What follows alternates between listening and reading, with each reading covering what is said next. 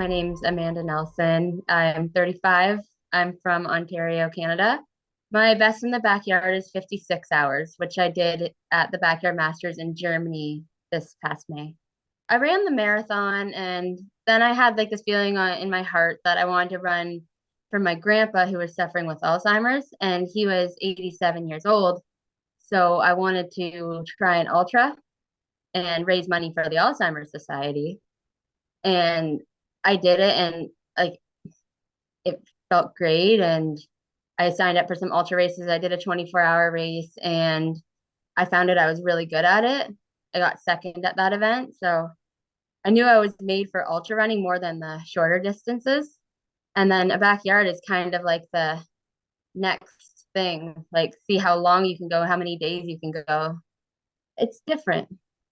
And I like that you don't have to be fast. You don't like you can run with anybody just as long as you make it in on time and start on time, you can just continue going. I wouldn't say there's nothing that I don't like, but when you start getting tired, your mind plays tricks on you and it tries to get you to stop. And you know that physically you can still keep going. And sometimes it's a hard battle to deal with. Hallucinations I've had for sure. Yeah, I've seen some pretty scary things and some weird things and stuff that I know for a fact was not there. But no, it's just basically trying to convince myself not to stop when every part of me wants to stop. That's the hardest part. I ran four. The first one was one in Ontario. I won that one with 33. And then I went to the World Team Championships in BC in October. I did 55. And that event, I was the last female in the world standing. Um, and that event got me invited to the Backyard Masters, which I did in May with 56 hours. And then I ran persistence again this last August, and I was the winner with 32. I'm learning that I self-talk really helps me. I can push myself just by like verbally telling myself like you need to keep going and just positive talk within myself. I'm good at, which I didn't really know before this event, or like this kind of format.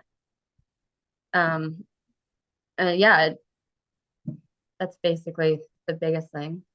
I'll wake up in the middle of the night and do like 4 to 6 loops and just be tired. And I'll do it like 3 days in a row so that I'm only getting like 2 to 3, 4 hours of sleep so that I'm tired when I'm doing them. And then I'll practice trying to rest in between them. I'll do some big mileage weeks too, about 2 to 3, 4 weeks out from it and then drop it right off before the race. I try and do like it's harder to slow your running pace. It's easier to add more walking breaks. So I typically come in anywhere between like 42 and 46 minutes. But I know the trail might be a little bit different than I'm used to. So I'll probably do that one a little bit slower. But my strategy is basically to try and stick with what has worked for me in the past and then just stay in the moment. Don't think of what's to come and what you've already done. Just be present with yourself. I haven't done anything with a different loop before. Like in Germany, the main reason I quit is because I just did not want to do that loop one more time. I couldn't bring myself to do it. That was like a mental battle that broke me. So I cannot let that happen. So hopefully the net with 2 different loops, that won't happen. That's the goal anyways. I'm really nervous. A little bit of like I'm excited, but mostly nervous because like I don't know what to expect. Like you don't know anything can happen. Like it's not just a day, it's several days.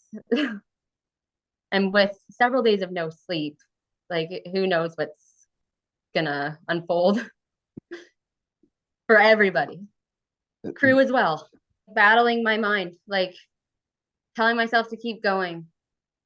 That's what I'm the most afraid of. I need to make sure I keep going no matter what.